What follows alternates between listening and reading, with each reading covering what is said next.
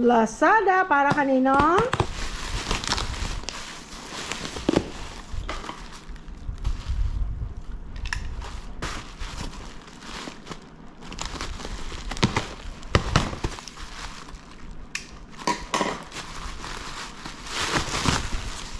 Oh my gosh, ano na naman kaya ito? Ha? It's not mine. It's not mine. May nakatingin, oh. Baka sa kanya yun, oh. May nakatingin, oh. May maliit na, ano, oh, living thing. Nakatingin, oh. Baka sa kanya. Ano ito?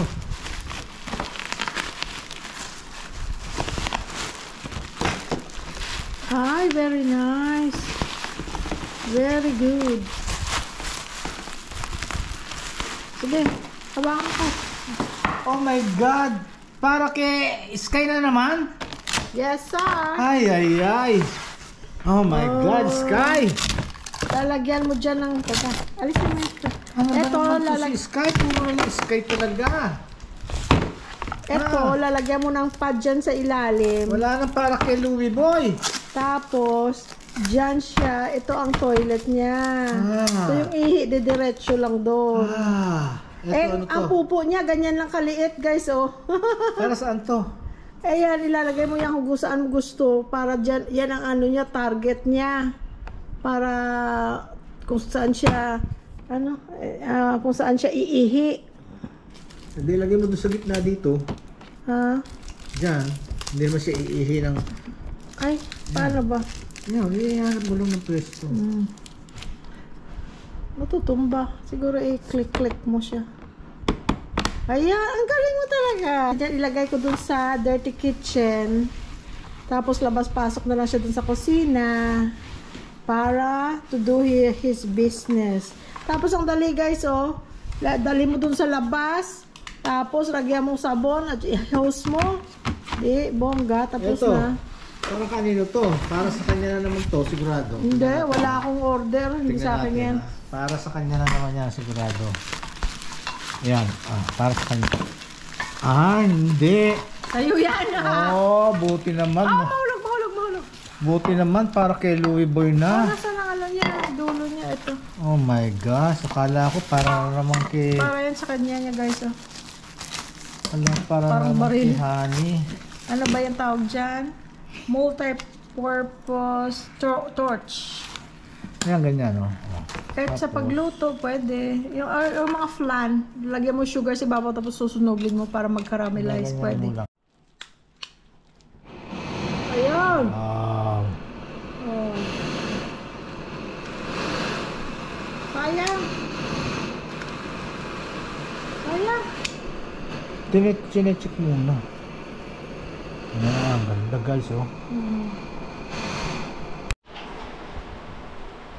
Ito guys, magluluto ako. Meron akong ano, oh. Meron akong helper.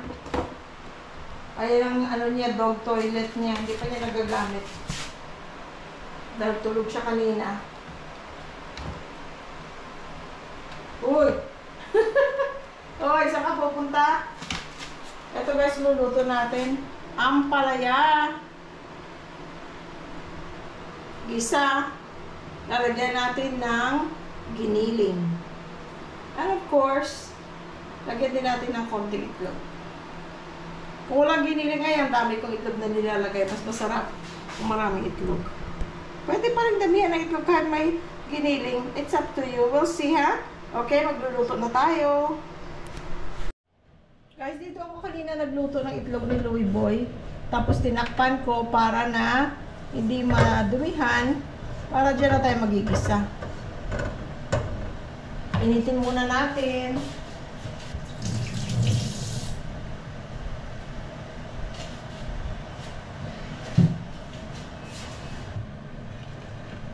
Ang pinakamagandang tunog ay ang pagigisa. Alam mo na may masarap na ulam pag may ginigisa, no?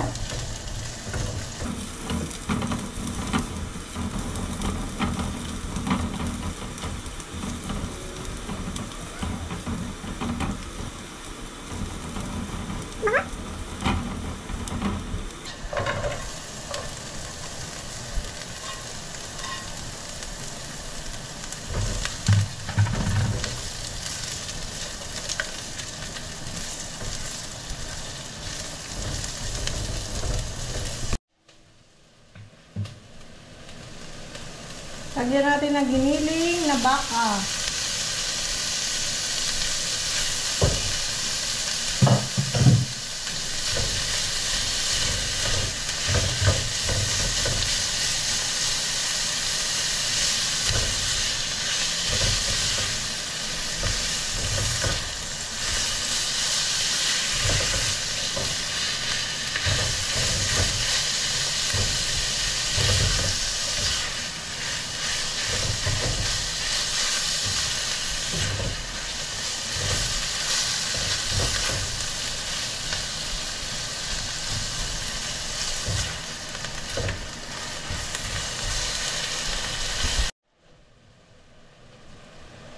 Lagyan natin itong karne ng mushroom sauce or vegetarian oyster sauce.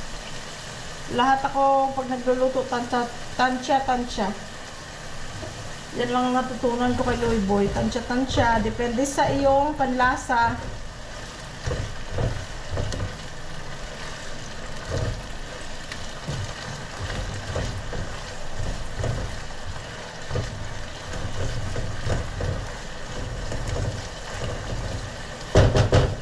Lutuin lang natin ng husto.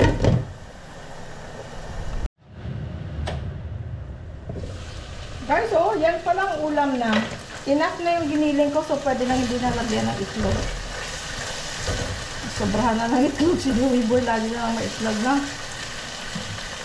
Dinagdagan ko siya ng garlic salt.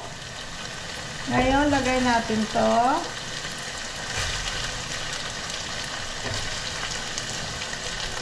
Pwede mo to guys gawin, di ba ginawa rin natin same din sa string beans, pwede sa talong, pwede sa Baguio beans, kahit anong gulay na gusto nyo. Talong, masarap din ito. Lagyan natin ng konti pang asin kasi nagdagdag tayo ng gulay.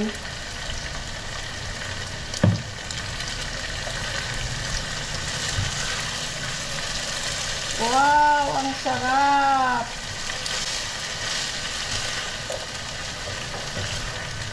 Kahit mga anak nyo hindi kumakain ng ampalaya, kakain sila nito. May mga ampalaya na masyadong mapait. Kung hindi kayo mahilig sa ganun kapait, pag slice nyo, pag inalis nyo yung buto, under running water, kakaskasin nyo ng kutsara yung loob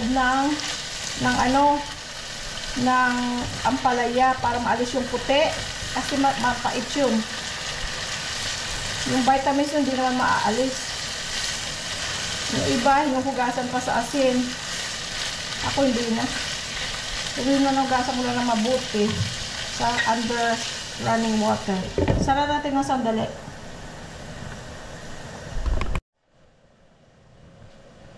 Kung makikita nyo, parang lagi akong nagluluto. Ano? Pero actually, kay Louie Boy ako natutong magluto. Kung makita mo yung mga previous vlogs namin, before pa kami nag-daily vlogs, puro luto guys. Tsaka yung mga talagang ulam na pwede nyong ihanda kung may okasyon or may bisita. Sa akin, mga luto ko pang araw-araw lang yun na simple lang. Kasi pagka yung talagang ulam na masarap, mga kaldereta, mga kare-kare, mga ganyan, siya nagluluto niyan. Hindi pa ako nakapagluto ng kare-kare. I think I know how to do it kasi lagi ko napanood yung luto niya. Pero never pa ako nagluto. Ako yung mga simpleng pang araw-araw lang na ulam. O, diba guys? O, hindi na siya, tingnan. Hindi na siya pait tingnan. Mamaya pagkaluto, try natin, no? At saka ma-overpower na yung pait ng, ng karne. Nagugustuhan na yung mga anak niya. Kakain pa sila ng gulay.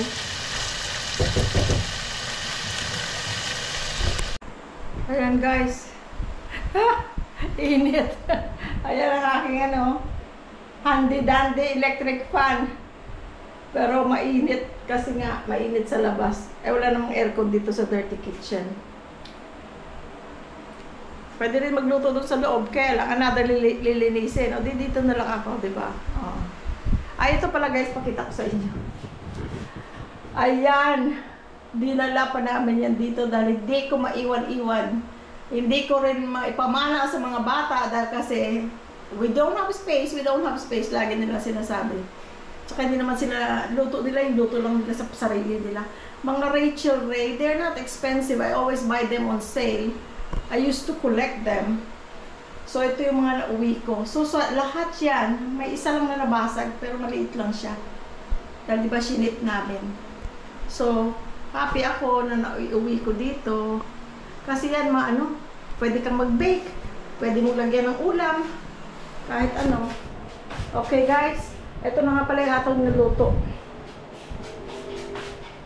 Yadadang, ay teka, ilaw. Ayan. Hindi ko yan masyadong, mayroong crunch ng konti, pero hindi mapait. Basta kaskasin nyo lang ng kutsara yung loob ng ampalaya after you remove the seeds. Okay, ayan na. May ulam na tayo. Ayo. Kain tayo guys. Ayan. Ito yung niluto ni Jerly, no? Ampalaya con carne. Kaya lang yung karne maliliit. Kanya, oo. Kaya kung tawagin ngayon niya, naging ampalaya con giniling. Diba? Pala yun. Oo. Ayan, sa kanya lang yan. Binili niya sa Susis. Oo. Binuguan dahil hindi ako makain yan. Ito, Hindi ko pala napatikman kanina sa'yo. Ay, bahala ka na. Kaya pero lang. Sa akin, okay na. Kaya lang, ang hindi ko lang pabor dito. Lang itlog. Pag nagluto siya nito, ang nangyayari, mas marami ang karne. Karne con ampalaya. Dapat, hindi, okay lang yan. Ampalaya con karne. Ay, wala palang serving spoon. Hindi, okay na yan. Okay na yan lang, God. That's not a lot. Nagdasal na kami, guys. Baka laki naman ang serving spoon mo. Let's eat. Nag-pray na kami, guys. Unang subo ito para sa inyo, ha. Sarap ang walang bola. Hindi naman kita binola kahit kailan eh. Ako itong binobola mo eh. 30 years mo na akong binobola kaya. Hindi nga, masarap. Sarap.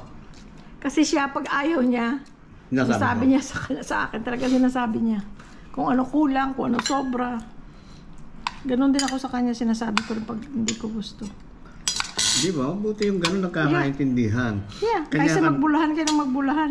Nakakapagod yun. Kaya wala kami masyadong pinagtatalunan. Minsan lang. Kain na tayo. Kain na tayo, Ang sarap guys, ang sarap. Ito, di ba? Ayan, crunchy tingnan nyo. Yeah, may crunch pa. Hindi siya Hindi labog. Okay, kain na tayo. Thank you guys. Salamat. Thank you. Ito pares ko guys sa sa ampalaya. Toyo, hot and spicy. Pero hindi naman siya spicy. Konting bite lang. Masarap. Kaya itong Ha? Kaya itong tsaka itong ampalaya. Kaya rin gusto ko, friends. Kasi inaalis niya yung pait. Siyempre, ampalaya, mapait. Pero ako yung kasi masyadong mapait. Tinuro ko sa kanila kung paano. Yung turo mo sa akin kinakaskas. Tinuro ko yun sa kanya. Turo niya sa akin.